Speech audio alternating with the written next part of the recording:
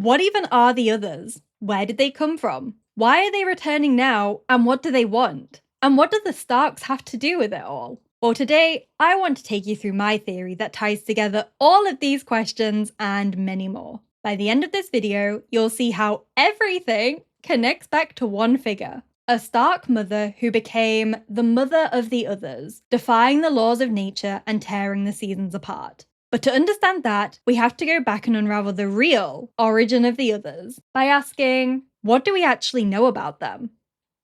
George R.R. Martin has said that they are strange, beautiful, think the she made of ice, a different sort of life, inhuman, elegant, dangerous. That sense of intelligence and otherworldly being comes through right from the opening of A Game of Thrones. How the others said something in a language that Will did not know, and the words were mocking. Their awareness and control appear again later in A Dance with Dragons, when Tormund describes how they never came in force, but they were with us all the same, nibbling at our edges. Together, these moments show how the others act with precision and purpose, even mockery. They don't move like mindless monsters, but with coordination and intent, suggesting that some guiding intelligent force is directing them. This becomes even more intriguing when we consider that George was once asked whether or not the others controlled these resurrected people and animals in the same way a warg or skin changer can control an animal. He declined to answer, which to me suggests that it is the same kind of power, since if it wasn't, he would have just said so. Therefore, I'm assuming the others' control works much like warging or skin changing, a mental bond that lets someone command these ice beings. But that raises the real question: who actually has that kind of power? When George was asked another question, whether the others might be more closely connected to the Children of the Forest than we've seen, he replied that it was possible, and that the topic would be explored later in the story. For me, that's almost a half confirmation. On one hand, he hints a connection to the children and the others. On the other, he avoids saying whether the others' power is truly the same as warging or skin changing. So putting those answers together suggests something in between. And I'm thinking it's probably not a child of the forest leading them, but rather someone or something that has powers like the children have. So who could it be? Well, to find a who, we first need a when. The books never say when the others were created or came to be, only when they attacked. According to the World of Ice and Fire, their first known appearance was during the Long Night, roughly 8,000 to 6,000 years before Aegon's conquest. It was a generation of darkness and cold when the others came down from the lands of always winter. This happened 2,000 to 4,000 years after the pact was signed on the Isle of Faces, ending the war between the First Men and the Children, which then places it 4,000 to 6,000 years after the First Men invaded. We have to remember that these records were written long after the events they describe, so the dates may not be accurate, but I think the sequence of events is that it goes invasion, pact, peace, darkness, defeat. That means there's a gap of 2,000 to 4,000 years between the Pact and the Long Night, long enough for men to learn the children's gods and magics, and for that old power to sink into human blood. Which brings us to the first human who ever saw through the eyes of the gods. Leaf tells Bran that the children once taught the First Men their magic, but over time they forgot, yet that bond never truly vanished. Some bloodlines kept an echo of the gift, none more clearly than the Starks. We see it especially in Bran, Jon, and Arya, and George himself confirmed that all the Stark children share these abilities, though not equally. Bloodraven even tells Bran that your blood makes you a Greenseer, so we know the old god's power flows through human veins. Bloodraven himself is a half Blackwood, one of the First Men houses that kept the worship of the old gods alive, and he, a human, became the last Greenseer. And if there's a last Greenseer, there must have been a first. The first man Greenseer. And what if that person wasn't a man at all, but a woman? A Stark woman. Considering how deeply the old god's power runs in Stark blood, I don't think it's a stretch to imagine that the first human Greenseer could have been a Stark woman. And if she was the first, I imagine she would have been immensely powerful, a figure on the level of Bloodraven or even Bran. And once the children discovered her, as they surely would have, they would have brought her to their caves and taught her their ways. Among the children, Greenseers all seem to eventually become part of the trees themselves, with it seen as a sacred passage, a return to the gods. So if the children believed that Greenseers were meant to join the trees, their bodies consumed by the roots and their voices fading into whispers on the wind, then they would have expected this Stark woman to do the same. But for her, she might have seen things differently. She might have recoiled at the thought of this becoming her life, just like how Bran thinks. One day I will be like him. The thought filled Bran with dread. Was he doomed to lose the rest too? To spend all of his years with a weirwood growing in him and through him? And Bran also contemplates the prospect of living a longer life in the trees, thinking, what if I don't want to remain when you're gone? So why would this Stark ancestor have felt any different? I mean, if you saw that this was your fate, would you be eager to embrace it? So she faces a choice. Will she submit to the gods and surrender her life to the trees, or fight to keep her freedom? If she already had a life, a family, a purpose, why would she surrender it all to become a tree? If she was anything like the fiery Stark girls we know, like Arya, Lyanna, headstrong, defiant, unwilling to bend to others' expectations, she would have fought her fate. Throughout A Song of Ice and Fire, we see women who hold power all struggle for agency in a world built to contain them. Cersei, Daenerys, Arya, Arianne each try to seize control of their own life in defiance of what others demand. And if agency is rare for women now in the story, imagine how it was during the Age of Heroes. Her life would have been written before she even had a say in it. A daughter's duty, a political marriage, service to her family, to the gods. But in this case, marriage may not have meant a husband at all. It may have meant being given to the trees. Bloodraven literally says, this will help awaken your gifts and wed you to the trees. And even Bran's like, yeah, I don't know about this being married to a tree thing. But he ends up accepting it because he's a child and he doesn't see a better alternative to his life, since he sees himself just as a cripple and a broken boy. So he accepts his fate and eats the weirwood paste. But this Stark woman, someone so powerful and fiercely independent, she wouldn't surrender so easily. So what does she do? She refuses to be wed to the trees. She runs, desperate to keep control of her life. And that desperation drives her to do something drastic. Because when you're trapped, when every choice has been taken from you, what do? You find a way out.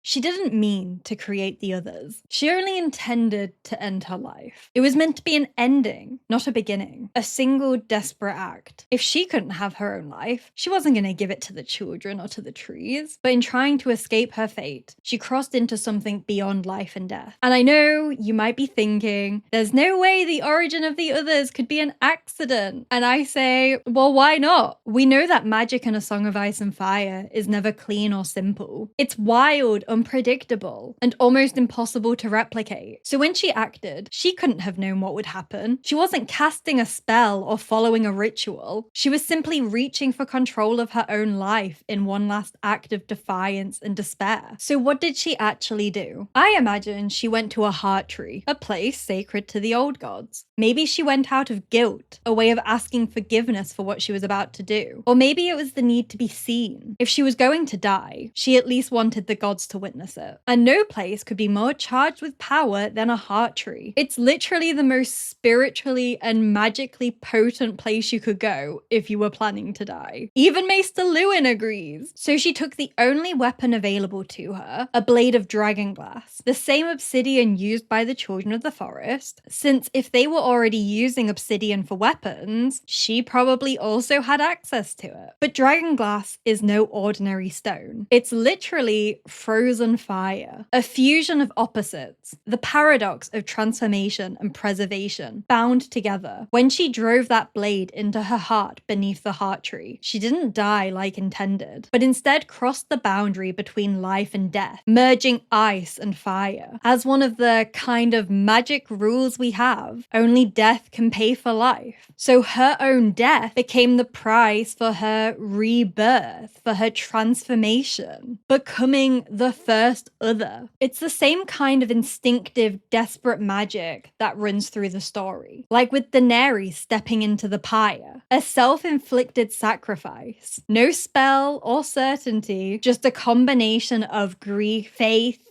and the will to act. And like Daenerys, it caused some big magical event to happen. I also see this as mirroring the story of Azor Ahai and Nissa Nissa, where the hero forged Lightbringer by driving a blade through his beloved's heart. But in this case, this Stark woman, she was both figures at once, both the sacrificer and the sacrificed. This is how she became exactly what George described, of the others being a different sort of life and inhuman. She wasn't dead, but she wasn't alive as a human either. Almost something suspended between the two. And because she did it before a heart tree, that means the weirwoods saw. The trees see and remember all things done before them. And that means Bran and anyone else looking through the weirwoods can witness this moment. And I'm sure other Greenseers have already seen it too. But I think the tree she did it beneath was extra special. I think she went to the strongest one she could find. The heart tree that I believe is at the heart of winter, the place where she now resides. We already know that some weirwoods are stronger than others, like Bloodraven's tree in his cave, and how he tells Bran the strongest trees are rooted in the dark places of the earth. If that's true, then imagine the heart tree at the frozen center of the world, deep in the lands of always winter. It would be colder, older, stronger. And that place she chose, I think that's the point where different magics converged, creating this accidental big magical act. With the heart tree and her own powers in her blood, she would have the old gods, Greenseer, Skin Changer, Warging, all of that kind of magic. And then by using dragonglass, the frozen fire, she's merging the two opposites again. So combining all of these kind of three branches of different magical forces, I think that's just how it inevitably created such a crazy cataclysm of birthing the others. And that's how it didn't just affect her. By doing the act at a heart tree, we know that every heart tree is a part of a wider weirwood network, so the shock of her transformation would have rippled outwards into the tree, into the roots.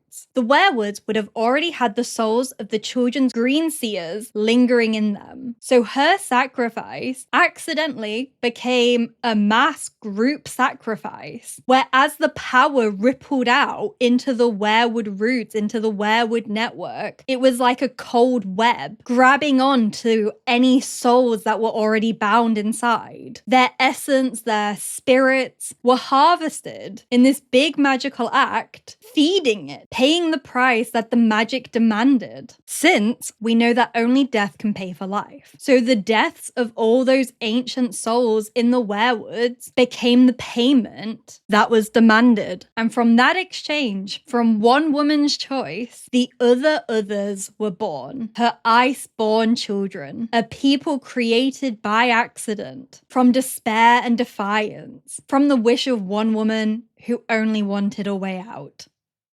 This again follows the same magical logic we see in Dany's pyre, where the others are the reflection, the inverse of Dany's dragons. Daenerys steps into the fire, survives, and births dragons. The Stark woman drove frozen fire into her heart, survived, and birthed the others. Where dragons are fire made flesh, the others are death, ice, shaped into life. Both acts are self-sacrifice. Both obey the same rule, only death can pay for life. And both women become mothers, the mothers of their new children. And similar to how Dany remained mostly untouched by the flames, I imagine the mother of the others still looked human-esque. Since she was a human that was transformed, rather than a creature made from nothing, I think she would have looked more like Lady Stoneheart, rather than how the rest of the others are described. And that with this transformation, she just unlocked all of this ice magic power and immortality because of the suspended state between life and death. Her children, though, were different. Beings made purely from ice mixed with spirit, given form by the life force she grabbed from the roots of the world. And because that life force came from the Weirwood network, she inherited a connection to them, which is how George's quotes from earlier fit, of there potentially being a connection between the others and the children, but him not confirming if the others' power is the same as warging or skin changing. But as I've now explained, with laying out this entire origin thesis of the others' mother and how they're her ice children, she would be their leader, the mind ultimately behind their motion. And I think the fact that she used dragonglass in this self-sacrifice, big magical act also explains why dragonglass can kill the others. It's called frozen fire for a reason. It carries both elements within it. The fire inside it is what I think destroys the others, and why we suspect Valyrian steel will also be able to kill them. Because Valyrian steel is suspected to be made from blood magic and or fire magic, so it's fire that's what's needed to counteract how the others, these ice-made beings, came to be. Like, fire is life and life burns. But that same kind of magic probably won't work on her, the first other, since she's not made purely of ice like they are. So her defeat will likely involve some sort of Greenseer magic through the weirwoods themselves, through the same magic that runs through her, and now binds her to the heart tree at the heart of winter. I also think this explains why the others are often described as shadows, because they're fragments, flickers of souls from the children's Greenseers caught in this new icy life. Bloodraven explains this exact same idea to Bran, where Bran says he went into the Raven and he felt someone else in there. And Bloodraven says how a part of her remains a shadow on the soul. So this means the others literally are shadows on the soul. And I believe we've also already seen the aftermath of their creation in Bran's dream, where it says how he looked deep into the heart of winter and then cried out afraid. There was nothing below him now but snow and cold and death, a frozen wasteland where jagged blue-white spears of ice waited to embrace him. He saw the bones of 1,000 other dreamers impaled upon their points. He was desperately afraid. I think that's the heart tree at the heart of winter, and the graveyard representing all the past Greenseers that she transformed into others. This is the aftermath of how the others were born. And because she had the power to grab souls from the weirwoods to transform, this is also why the wards around Bloodraven's cave exist. They're protections to keep her out, to stop her from gaining access to more souls to transform into more others. The wall serves the same purpose. It's not only a physical barrier to stop the others from traveling south, but also a psychic barrier that cuts her off from the southern weirwoods. So it's blocking her reach from entering into more parts of the weirwood net, preventing her from stealing more souls to harvest. So just a little recap of my theory so far before we move forward. I think that during the Age of Heroes, there was enough time before the Long Night happened, of 2,000 to 4,000 years,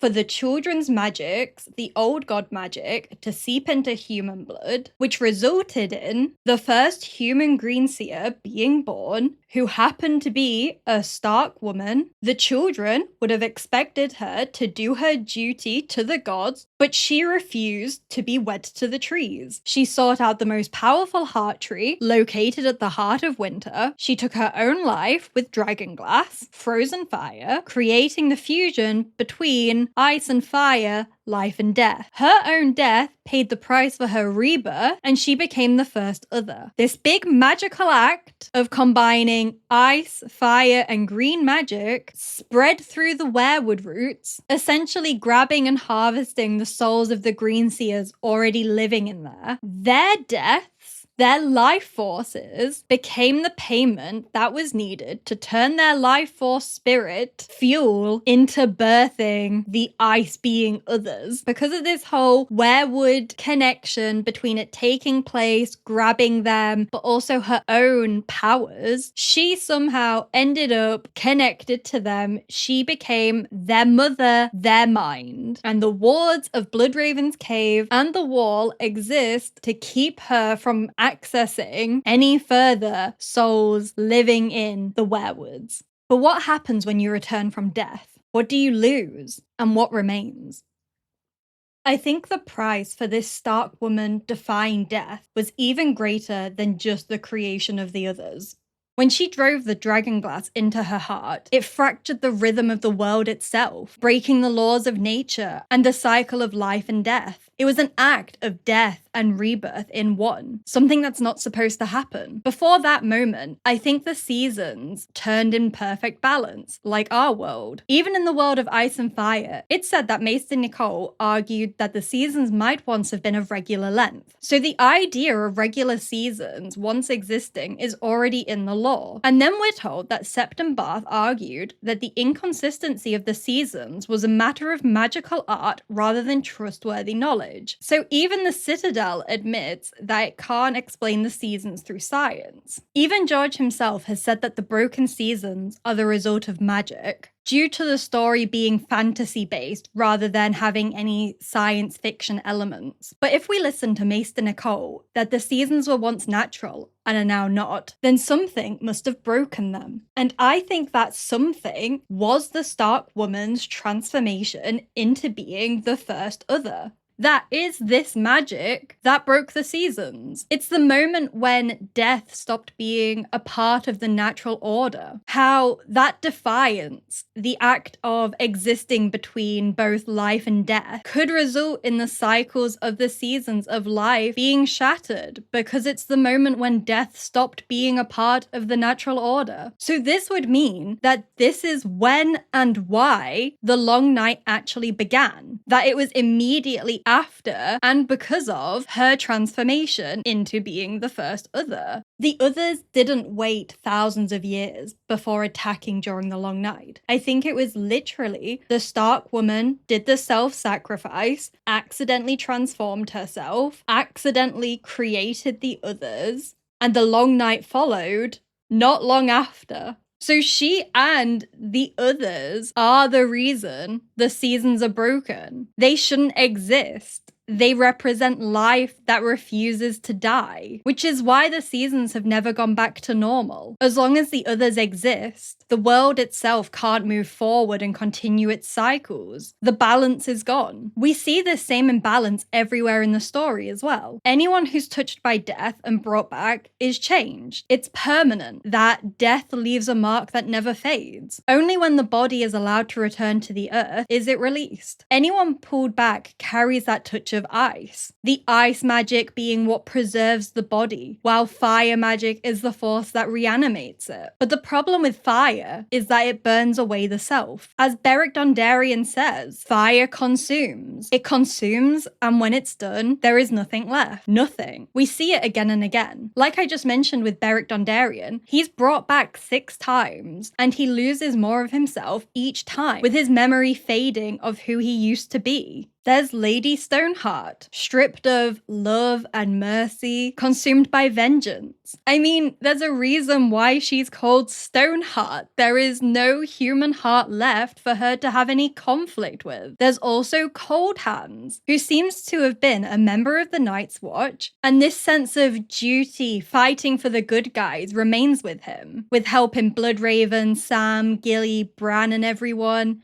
and dealing with the Night's Watch mutiny at Crass ancestors. And there's also Robert Strong, who definitely seems to be the mountain, and Qyburn has somehow found an alchemical way to do this resurrection to him. Kevin Lannister even thinks we don't even know if he's alive. And then soon we might even see Jon Snow face this same fate. Although his case will probably be different because his soul will have been in Ghost before coming back. But I think he's still going to carry the same touched by ice mark of death, since he's being brought back into a body that shouldn't be alive. And like the rest of the resurrected characters, their bodies live, but their souls are shadows. Just like the others, shadows on the soul. I think what happens is the ice magic that holds the body in stasis grabs a piece of the person's spirit before it can fully move on. Like a fragment of the soul gets trapped in the body, which is how the resurrection is made possible with fire magic, because there is that piece of life force still within to allow it to be brought back. And this would be why each resurrected person is only a fragment of who they were, because they are literally a fragment of their soul. They all seem to move through the world driven by a singular purpose, the final human emotion they held in their life, whether it's for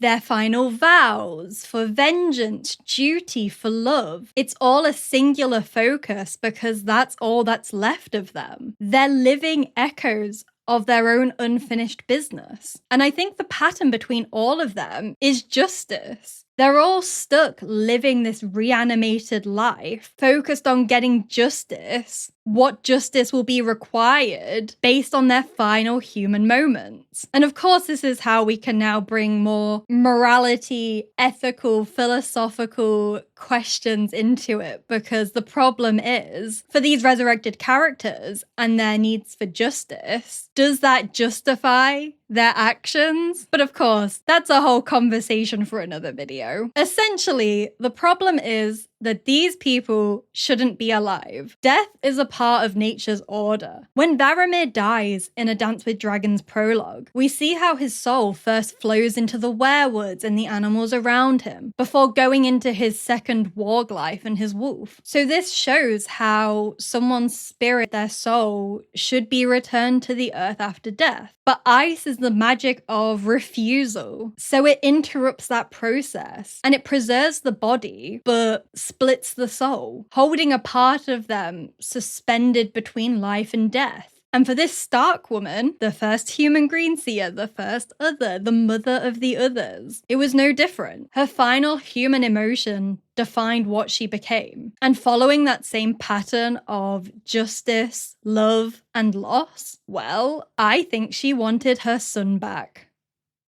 Her story is, at its heart, a mother's grief. Her life was taken from her twice. First by the children, who tried to bind her to the trees, and then by her family, who took her son and forced her into her duty. Those two losses, her freedom and her child, are what drove her to despair, and ultimately to transformation. And when you look across Stark history, you start to see the same pattern repeating. Stark mothers whose fates are bound to their sons in extreme, tragic ways. The clearest parallel is definitely Lady Stoneheart. Catelyn Stark was a mother brought back from death, her love for her children turned to vengeance, her soul frozen around the pain of their loss and the need for justice. Then there's the legend of Bael the Bard, a king beyond the wall who stole a Stark daughter, but apparently they were actually hidden in the crypts beneath Winterfell, and a year later, the girl returned to her chamber holding an infant in her arms, Bael's bastard son, who would grow up to become the Lord of Winterfell. 30 years later, that same son killed his own father in battle, and when he brought Bael's head home, his mother, who had apparently loved the bard, leapt from a tower in grief. So her whole life, from disappearance to death, is defined entirely by her son. We see this same kind of imagery again through Bran's vision in A Dance with Dragons. Bran looks through the Winterfell weirwood, watching time flow backwards, with the tree getting smaller, where he sees a woman heavy with child emerge from the black pool, kneel before the tree, and beg the old gods for a son who would avenge her. Once again, a another Stark mother with her fate intertwined with her son before he's even born. Then there's Lyanna Stark. If R plus L equals J, which I think it does, then Lyanna died giving birth to Jon Snow. Her last words a plea to her brother Ned to protect him. So another echo of this same pattern. Even the Bale legend mirrors Lyanna's story. A Stark woman stolen away, ending up with a bastard son. These aren't coincidences. These are all parallels of the same story being told again and again. It's the whole history doesn't repeat,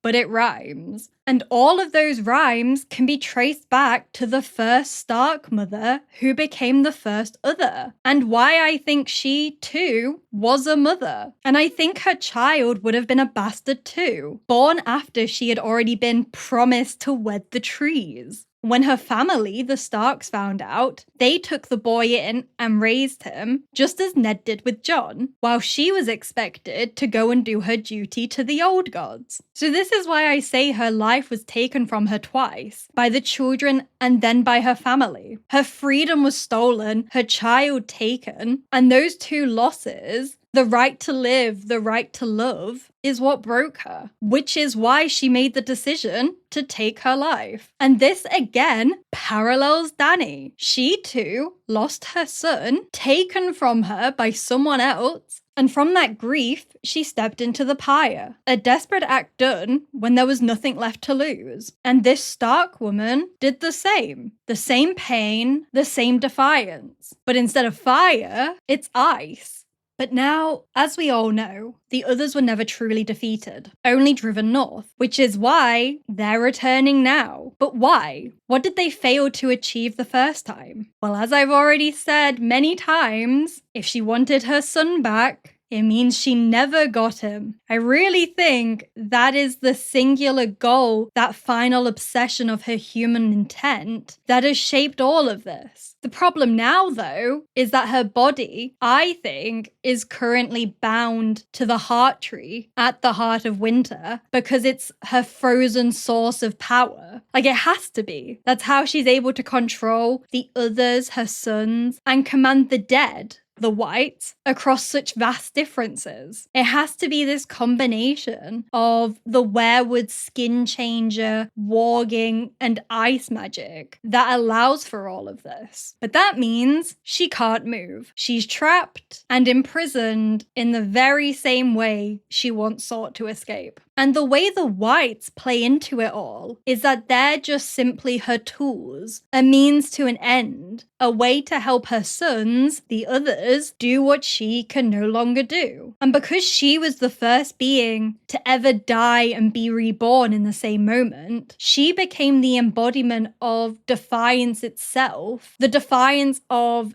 death, which gave her mastery over death. That's how she's able to command the dead and make them bend to her will, to reanimate them. So then all of this, the long night, the others returning, all of it comes down to one mother having a warped obsession into doing whatever it takes to get her son back. And does that make her evil? Or are we just seeing the unfortunate result of what happens when you mess with magic you can't control? How could she have known she would lose her humanity and cause all of this, end up being how she is now? George once said that the battle between good and evil is waged within the individual human heart, and that a villain is the hero of the other side. For me, this is the core of A Song of Ice and Fire. That it all feels so real and human because it focuses so much on the cost of love, duty, power, choices and consequences. How George portrays the human heart in conflict with itself. But now, with all of these resurrected characters and this Stark mother who became the first other, we get to see what happens when there is no human heart to have any conflict with. But how can she hope to reclaim a son who's been dead for thousands of years by this point? Well, if he was also a Greenseer, that would mean his soul still lingers somewhere in the Weirwood network, in a part she can't reach. And if his bones still exist, she might believe she can bring him back, since she has all of this death magic power now. And where would those bones lie? Well, he was a Stark after all, which means his bones would rest in the one place all Starks return to, the crypts beneath Winterfell. So now we can get into answering why the Starks are so involved in defending the North and Westeros against the others. Because if Stark mothers and their sons defined the ancestral wound, then duty became the answer.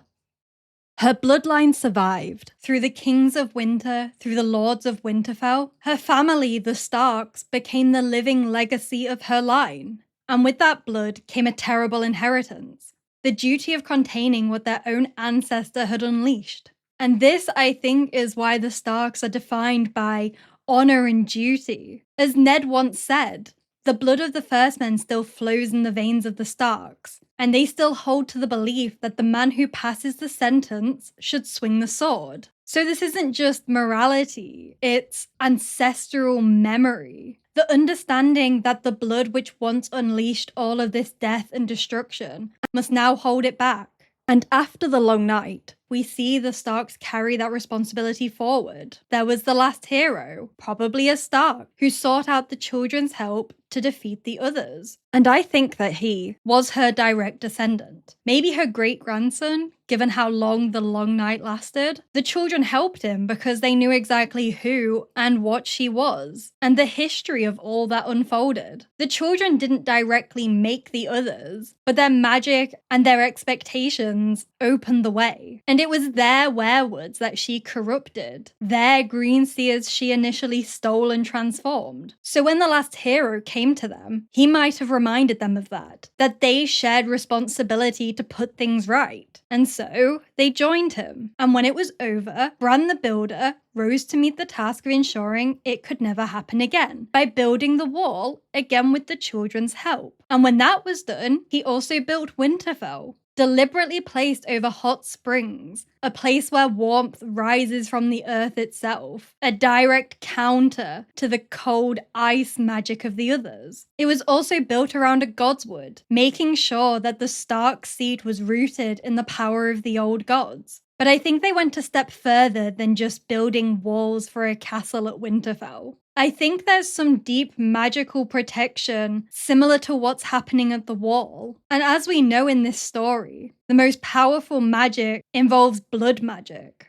So a sacrifice would have been needed to ensure the strongest protection. And I think we see this happen in the vision Bran has in A Dance with Dragons, where he sees a bearded man force a captive down onto his knees, where a white-haired woman steps forward, grabs the captive by the hair, and uses a hooked sickle on their throat, is how I will phrase it for YouTube. So maybe this was another Stark woman.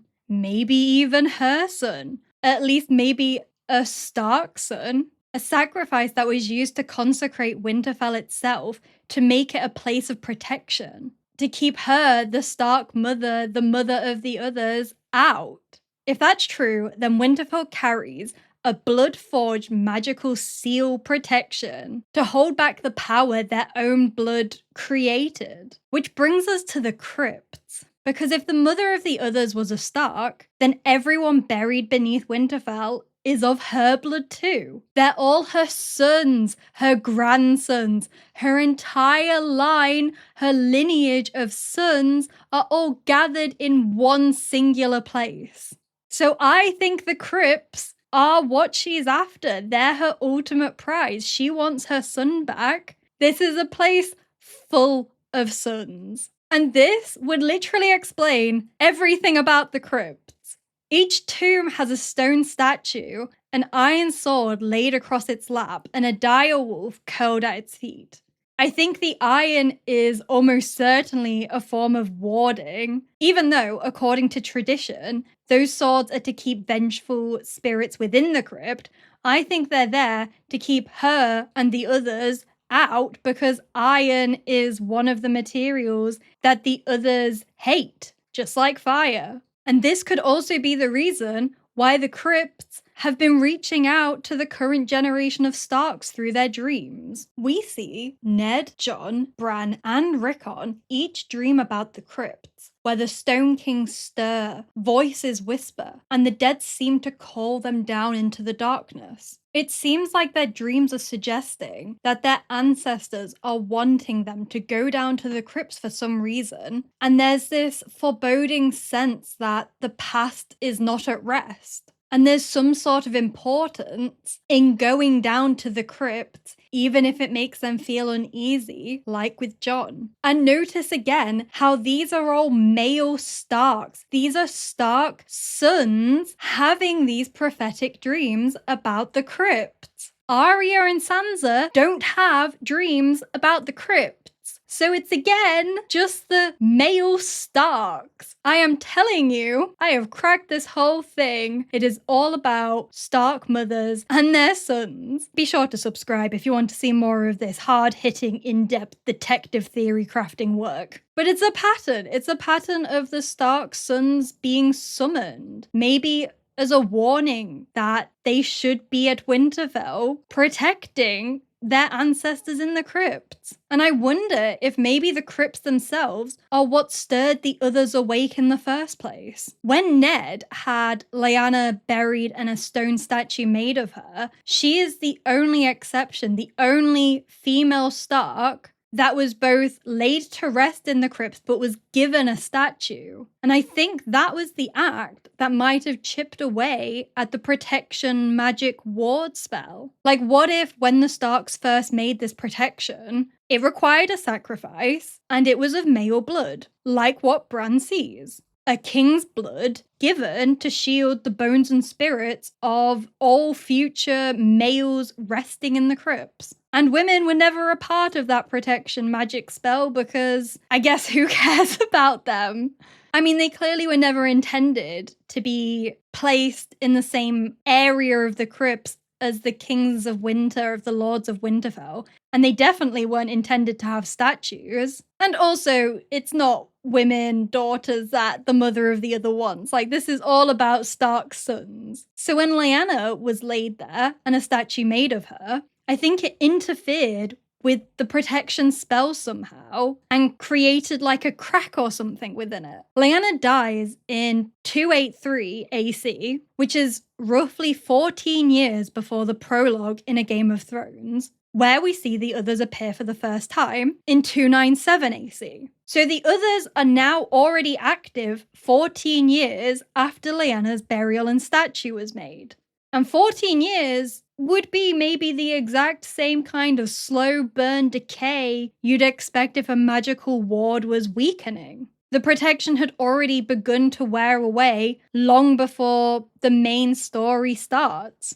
Ned even has this almost prophetic thought too, where he says how he dreamed of a frozen hell reserved for the Starks of Winterfell, almost like a vision of what awaits if the seal ever breaks. Which is so ironic because it may be his own decision of putting Lyanna down there that caused it to happen. This also all gives so much more weight to the phrase, "there must always be a Stark in Winterfell," because I think this is the second part of the blood magic protection seal, that as long as a Stark remains in Winterfell, the other's power is contained. The crypts stay closed, the wards hold, Winterfell, maybe the whole world is protected. But if the seat stands empty, the spell's gonna fail. And look what's happened now in the story. For the first time in history, there are no Starks in Winterfell. There is no confirmed moment in all of the history and lore where Winterfell is said to have stood without a Stark. There are accounts of sackings by the Red Kings of House Bolton, but it never mentions the Starks specifically being away from Winterfell for any period of time.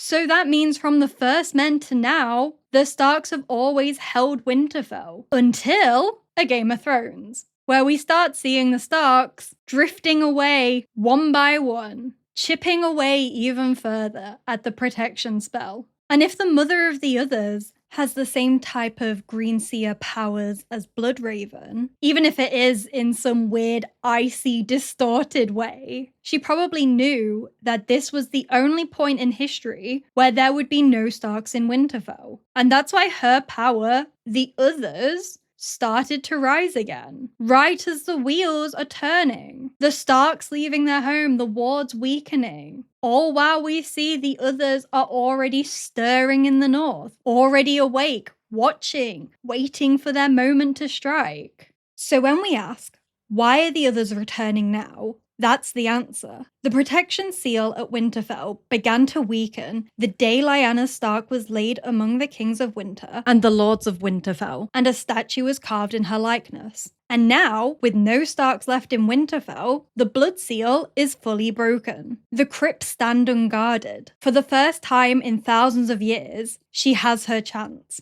The mother who is shut out from her family can finally reach for what she's always wanted, her son. But this isn't the first time the Starks have failed to contain her. There is another story we have to remember. A half-forgotten legend of another time she tried to reclaim or remake her son. The tale of the Night's King and his corpse queen. The story of the Night's King feels, to me, like a distorted memory of a half-remembered truth. The Night's King was the 13th Lord Commander of the Night's Watch, said to have captured a woman with skin as white as the moon and eyes like blue stars for his queen, a sorceress who ruled beside him at the Night Fort. For 13 years, they reigned together until they were defeated by Brandon the Breaker, king in the north, and Joramun, king beyond the wall. After which, it was discovered that he had been sacrificing to the others. And this corpse queen is the only other type figure that is ever described as human looking, which makes sense to me because I see her as their leader and someone who was once human. And as I already said, this tale sounds like a distorted reflection of what really happened in history, where the corpse queen is the same woman this whole theory is about, that she is the mother of the others, the Stark mother who created all of the others. Old Nan even says that the Night's King himself was a Stark, his name erased from memory and history. And if that's true,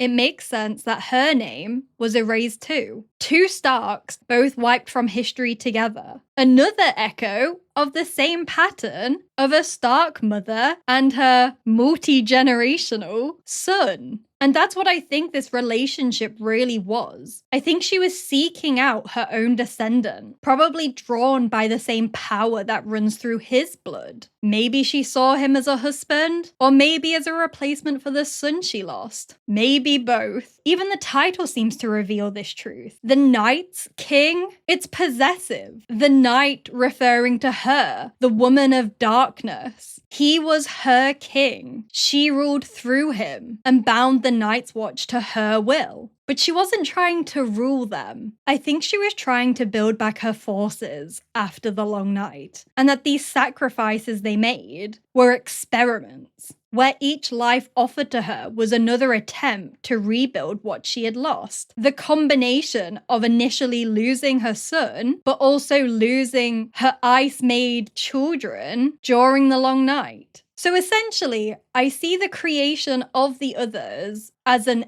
evolutionary process. It started with her doing the self-sacrifice at the Heart Tree, which accidentally grabbed spirits of Greenseers, turned them into ice children. But then once the long night happened and her forces were depleted, and she had now been cut off from the rest of the Weirwood because of the wall, because of the wards we see in Bloodraven's cave, she had to try other methods to make more others. And maybe her desire to get her son back is what also made the Night's Watch the perfect target since they're all men. I think it's a similar kind of magic logic we see with Melisandre, where she uses Stannis' life force to create her shadow babies, which is obviously connected to how the others are described as shadows. If Melisandre can birth fire-made shadows, it just makes sense that the mother of the others is able to create more others that are ice shadows, fueled by the life force of the men from the Night's Watch. Even now, that same pattern is continuing. Craster's sons are given to the cold gods. Never daughters, it's always sons. Why would the others agree to this arrangement? It has to be because each one is another attempt to replace the boy she initially lost. Even Melisandre calls them the cold children of the great other because she knows the truth of it, that is what it is. And this also makes me think of yet another parallel to Dany. Her dragon children are all named after the men she's lost. Drogo, Rhaegar, Viserys, and even though dragons don't have defined sexes, her children are male named, so we could call them her sons, all as echoes of the men taken from her.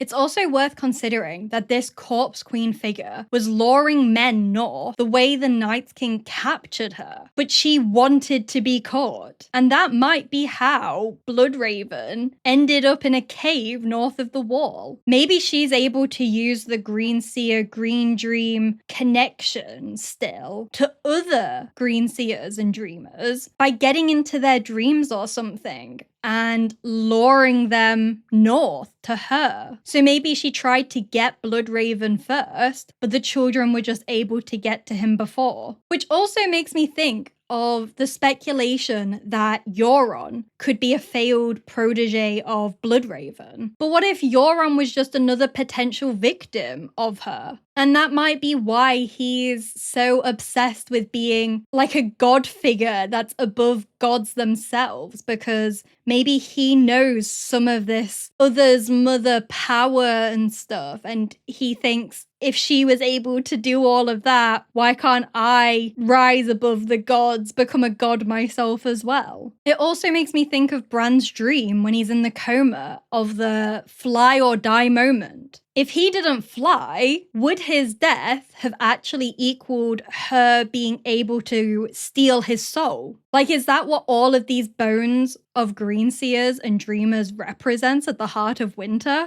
Where it's like, the choice is actually fly or die represents following the children's path of being a Greenseer. So you fly, you're allowed to open your third eye and receive all of this knowledge. But if you choose to die, it somehow makes the other's mother able to harvest their souls. So this could be another part of how she creates the others. And notice once again how they are all males. They are men or boys, but they are all male. Bloodraven, Bran, Euron, she is for sure seeking out males to be her sons. This is why the others are all depicted as looking like men in the TV show, in fan art. The only female-coded other is the Corpse Queen. These are the questions we need to be asking. Why are they all men? What is with all of these male figures being connected here? Make sure you subscribe if you want to stick around while I answer these hard-hitting questions that I know we are all asking. So what does this all mean? That every other is another attempt to recreate the son she initially lost. The others are her family, and their purpose isn't conquest. It's obedience to their mother. That's what the Long Night was really about. And why the others are returning now. Because the mother of the others still wants her son back. And considering that the world forgot her name long ago, I think it's finally time to give her a new name. There's the Corpse Queen, or Night's Queen, but they're really just different names for the same cold sovereignty. And considering she's a Stark, and all past Starks were once called the Kings of Winter, then it's only right that she is known as the Queen of Winter. This isn't just a story about the return of some old villain with ice magic. It's about the return of winter itself. There's the question of whether the others bring the cold, or if the cold brings the others. But I think this is a trick question, because they are winter. The others' mother, the others themselves, all of them are winter. And that idea that winter isn't just a season, but instead is personified, exists far beyond Westeros. In Celtic and Gaelic mythology and folklore, there is a figure who represents the Queen of Winter, a woman who is winter itself, a goddess of the cold and death. And looking at these specific regional myths and practices in particular makes sense too, since the North in A Song of Ice and Fire is basically Scotland. And George has also said that the old gods are rooted in animism and traditional pagan beliefs drawn from Wicca, Celtic, and Norse systems, all blended together into one faith. So if the mother of the others has these powers tied to the old gods, then her story would naturally echo these same archetypal mythological figures as you're about to see. Unique among Celtic deities, only found in Gaelic-speaking lands, the Queen of Winter was called the Cailleach. At the beginning of winter, when her reign began, she was said to ride through the skies on the back of a wolf, striking down signs of life with her magic wand. And what is the sigil of House Stark? A grey direwolf racing across a white field. That is this. It is the Herald of Winter. She is the Herald of Winter. She is winter. And how else would she be able to ride on the back of a wolf if she wasn't a Stark with warging abilities? And the House Stark words, winter is coming, it's literally a warning, not just that the season of winter is coming, but that she, as winter, is coming. I really think the Stark sigil and their words are both representing this Queen of Winter, the mother of the others, arriving. And how they're obviously using these symbolism motifs because she was a Stark. It's like this ancestral memory thing. And her wand, that could easily symbolize a weirwood branch, showing how she's controlling the others and the whites. Especially since the Cailleach is often shown with roots coming out of her body too, to represent her connection to the natural world, which is exactly how a Greenseer turned Ice Queen would look. She's also described as having skin pale or blue, red teeth, and clothes adorned with skulls. So she looks exactly like an other. And the red teeth, that could be stained from her drinking weirwood sap, the same red substance that lets Bran's Greenseer powers awaken. And adorned in skulls? Look at Bloodraven's cave and his throne. He's surrounded by bones, skulls, roots.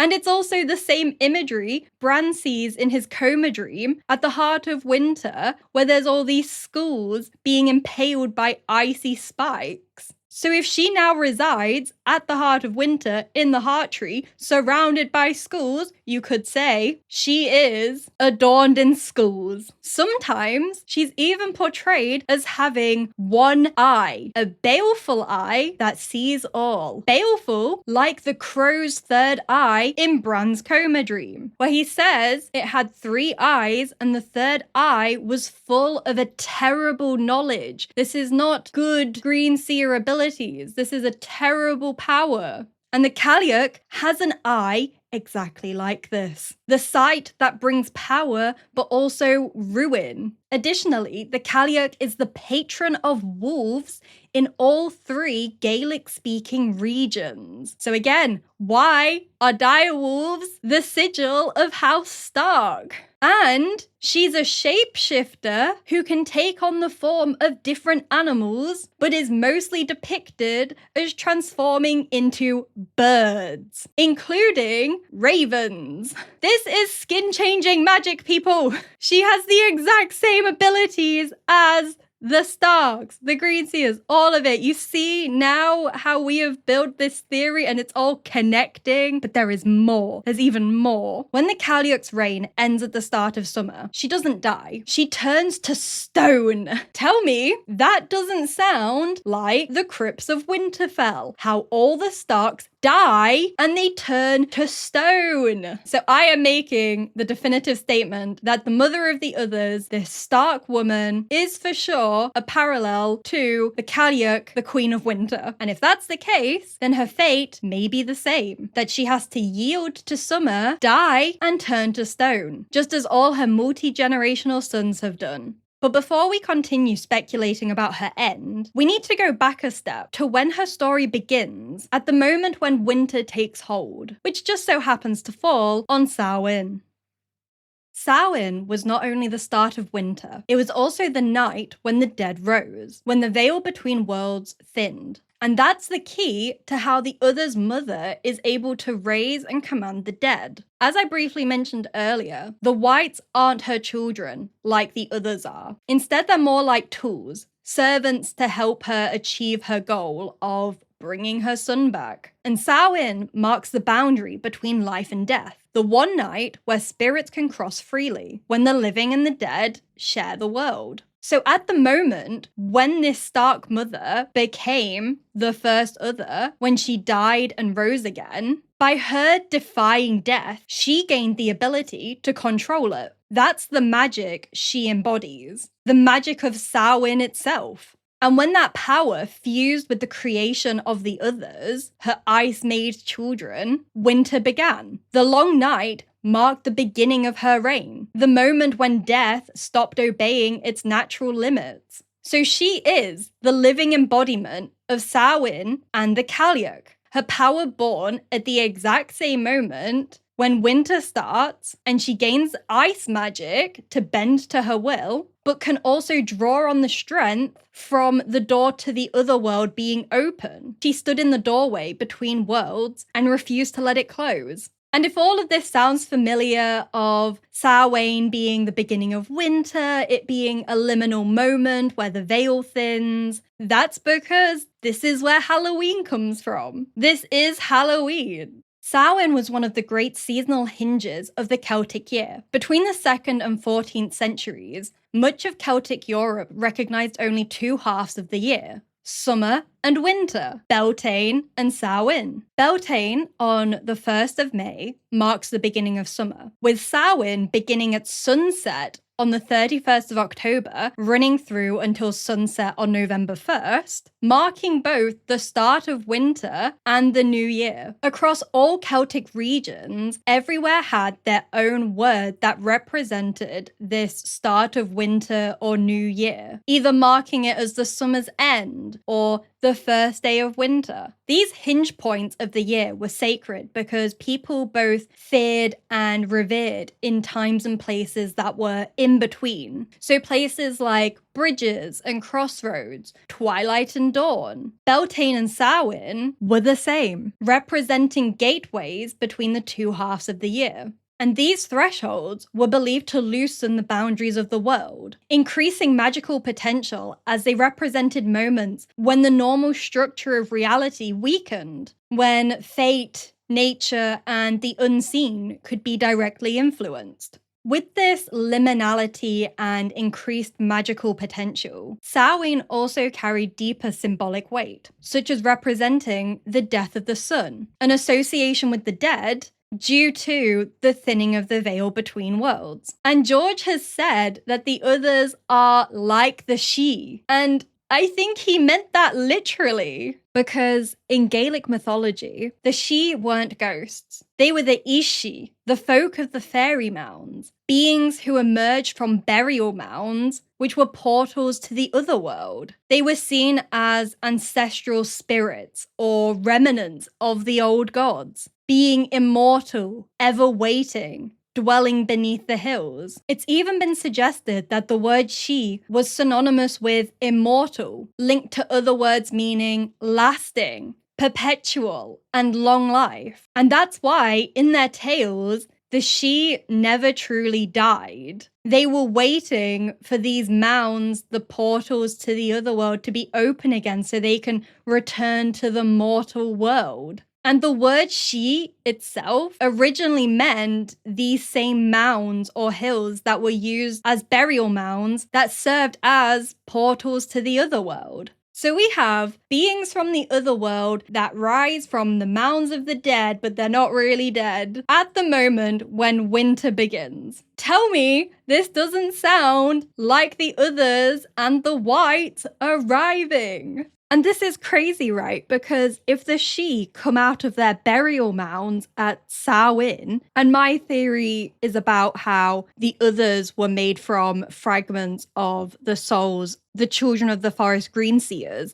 that were already in the Weirwood network where the Stark mother did the self-sacrifice, and how it was able to grab hold of their souls to turn them into these ice-made beings. You could say that these souls were living in the tree network in burial mounds like we see in Bloodraven's cave. They're cave burial mounds. So it's like the others, as the souls of the Greenseers, are literally coming out of the burial mounds at Samhain when winter begins. And all of this is how we now associate spirits coming out because of the veil being thin at Samhain, at Halloween. There's even a 9th century tale, The Adventures of Nera, which speaks about how the She Mounds of Ireland are always open at Samhain. Now, what's also interesting about this other world in the mounds where the She came from is that it was also seen as a general term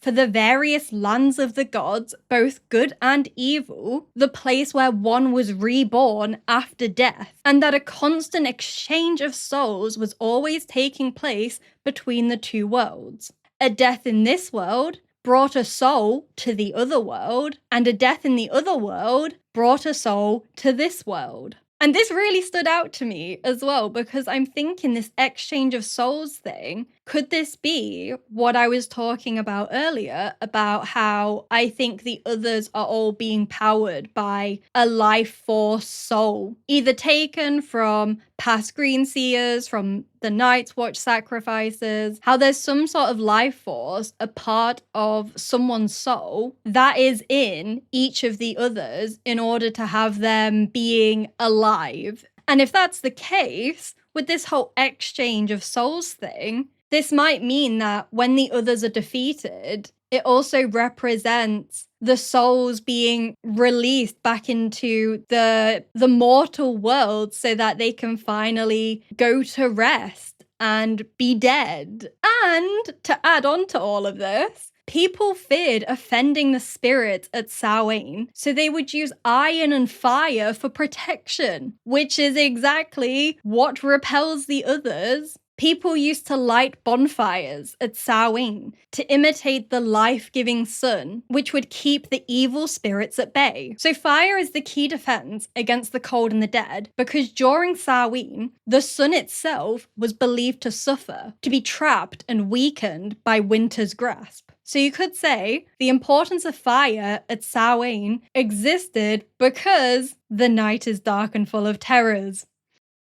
So where does this leave us? Now that we understand how a Stark mother, the first human Greenseer, stood beneath a heart tree in the depths of the lands of always winter, on Samhain, and drove frozen fire into her own heart, intending to die, but she didn't. Instead, she crossed the boundary between life and death and became the first other. And because it happened at the year's hinge, when winter begins and the dead can cross over, the laws of nature were broken and the seasons cracked. She became winter itself, the queen of winter, and her soul fractured, leaving behind only a single obsession, her final human intention, which was to get her son back, explaining how the Starks are so heavily involved in defending against the others, and why the crypts of Winterfell are so important, because they hold literally thousands of her sons, her multi-generational sons that she is still after. And this is all how she ended up wielding the powers she has. Initially having the Greenseer, Children of the Forest, green magic, old gods magic herself in her blood, but also doing the self-sacrifice at a heart tree. And then by using obsidian frozen fire, it was the combination of ice and fire magic and green magic all merged together. But then on top of that, if she did this act on Samhain at the beginning of winter, this is how she became winter and gained all of the winter ice magic. because winter became her, enabling her to make the others from ice and the souls of others. And it taking place on Samhain when the veil is thin and beings can cross over from the other world, her refusal of death essentially held that door open, giving her the power to control, to command the dead, which ties into how she can raise the whites, but also use the souls of others, the children of the forest Greenseer souls in the Weirwoods, the men of the Night's Watch, Craster's sons, using these souls, manipulating the dead to her will. So the problem is somewhat simple to name. The door to the other world that she's holding open must be closed. The awakened dead and all the resurrected must yield to death so that the laws of nature can be restored. And she herself must also yield to death so that the seasons can finally turn normally again. And as I mentioned about the Celtic year and the balance between the two seasons of summer and winter, it's all about how they're supposed to stay in balance, handing off to each other as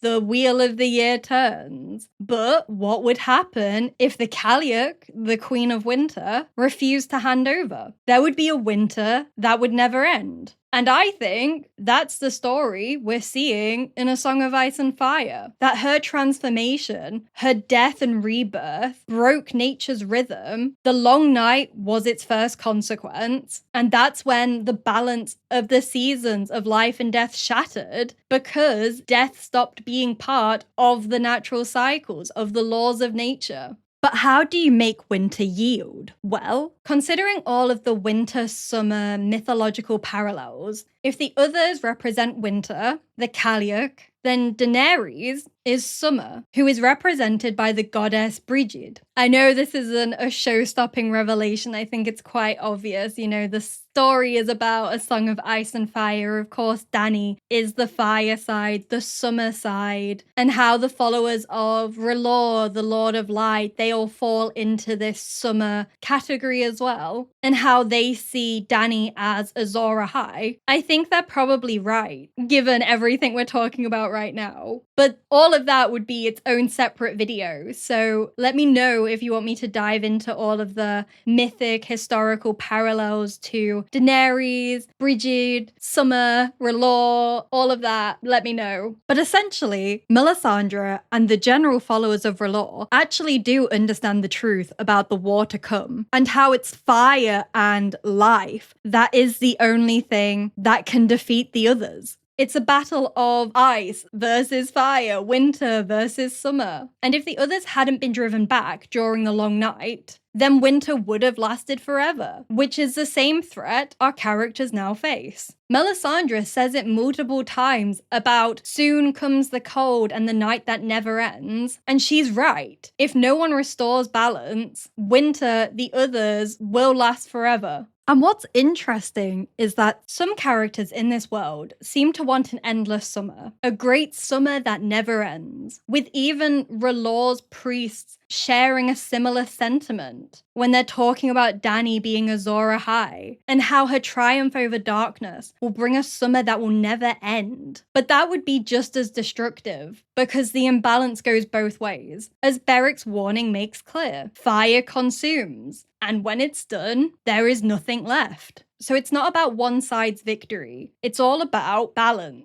And Melisandre, again, tells Davos exactly that, where she's talking about there is ice and there is fire, winter and summer, evil and good, death and life. Her whole speech here, for me, reveals the entire meaning of A Song of Ice and Fire, that one half of the cycle can't survive without the other. We also see this being the key resolution in Bran's coma dream. When he looks into the heart of winter and is afraid, the three-eyed crow then says to him, "Now you know why you must live." And as soon as he wakes up, the first words that Bran says are, his name is Summer. He is calling his direwolf Summer because he knows summer, warmth, life, all of it is the key to restoring harmony of life and death being in rhythm once again. But now the question remains, How will our characters restore this balance and defeat the others once and for all?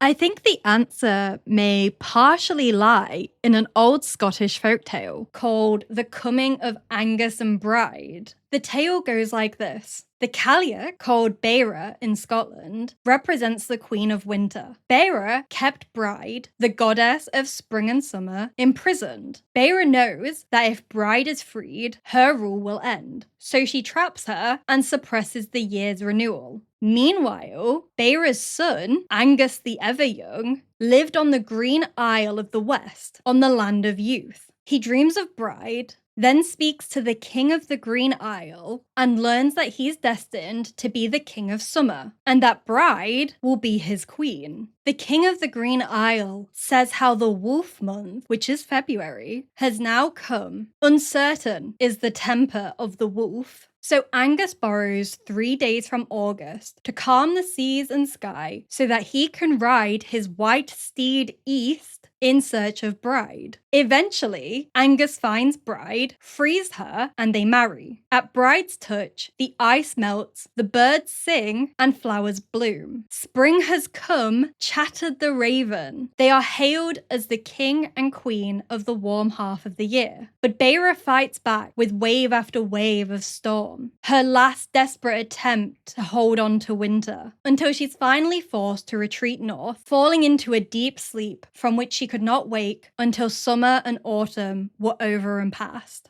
The tale's closing line says this. The story of the struggle between Angus and Beira is the story of the struggle between spring and winter, growth and decay, light and darkness, and warmth and cold. Now, I'm sure you probably picked up on many parallels from all of that, especially at that ending where we're comparing opposites and the need for balance and how it mirrors what Melisandre was saying. And then the characters within the folklore itself, I think each mirrors a key character in A Song of Ice and Fire. Of course, Beira, the Queen of Winter, is the mother of the others, the Stark mother. Bride, the bringer of summer and life and warmth, is Daenerys. Her touch will be what melts the frost and wakes the land. But as I've made pretty clear by this point, I think this whole story is about balance. And this means Summer's reign, Dany's reign, can't be permanent either. So I'm pretty sure Dany is dying at the end of this story. How it happens, how we get there, again, theories, thoughts for another time. This is just kind of spark notes that we're going through here of connecting the parallels to the folklore. Like, we're just focusing on the ending, not necessarily how we get there. So then Angus has to be Jon Snow, the bringer of Bride, who is destined to marry Bride, how he has to ride his white steed east to find her. And obviously, I don't think Jon's going to literally be riding Ghost, but what's going to happen as a result of him warging into his second life in Ghost and then being brought back? I'm thinking a part of his soul is going to be left in Ghost. So maybe Ghost does go and travel east to find Dany, who is essentially east of where Jon is at in Essos. And then we also have how he's the son of the Queen of Winter. My whole theory, right? The first other is a Stark mother, which makes Jon her descendant. So he is her son, and he's the one that will have a dream about Dany. I think this dream will come from Bran. We've already seen Bran and Jon have that weird crossover dream thing where it's like a psychic Greenseer dream connection thing. So I think that's going to happen again, and it will be Bran that directs Jon to go and get Dany to come and help with the others. And the fact that Angus has to borrow 3 days from August to calm the seas and the sky, I think this represents Jon being resurrected and living on borrowed time. And of course, the King of the Green Isle, who says to Angus, "She will be your queen and you will be the king and queen of summer." I think this is showing that Jon and Dany will be together. I don't know if they're going to get married. I don't know how much time we have in this story, but they're definitely going to join forces in order to defeat the others. But I think, like Dany, Jon is also going to die at the end, especially when considering Angus is called Angus the Ever-Young. It represents that Jon will die permanently. The whole thing about how he's like living on borrowed time by being resurrected, borrowing the 3 days from August, I think it points to he will be dead at the end like Dany is. Neither of them are meant to last. And then we have, as I've already mentioned, the King of the Green Isle, who I think is Bran, just being the one that enables the Jon and Dany meeting combination to happen. I think it's all Bran getting through to Jon in his dreams. But it's really interesting that it's the King of the Green Isle, because I think this is kind of showing us how Bran is somehow going to be king.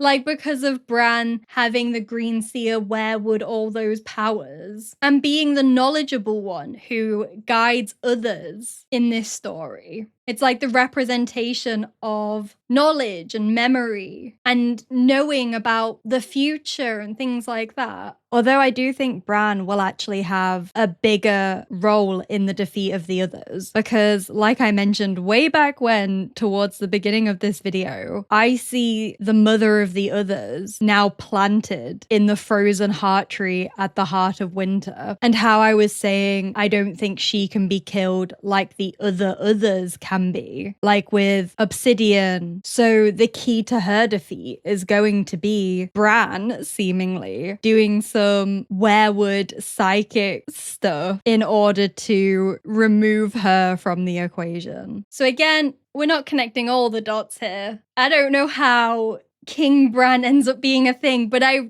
do think him being the King of the Green Isle in this folklore story is relevant. But this folklore story doesn't just foretell A Song of Ice and Fire's ending. I think it explains why it must end this way. That the cycle can only be restored when descendants of ice and fire choose differently from their ancestors. That there was a Stark mother who defied death and became the mother of the others. The Dragon Lords who turned fire into conquest. So now their heirs must heal what was broken. Jon Snow is going to end the curse of ice. How the first Stark woman defied death. I think Jon will accept it. When he's resurrected, he will do what he has to do, defeating the others, helping out at Winterfell, all that good stuff. But I think he's going to realize he shouldn't be alive and that he's not really alive as he used to be. Especially considering the fact that he will be one of the resurrected characters in the story. And as I mentioned, I think a key part of defeating the others, ending winter, restoring the balance of life and death, of the seasons turning, all of the resurrected characters shouldn't be alive. So therefore, all of them have to die by the end of the story. And that includes Jon.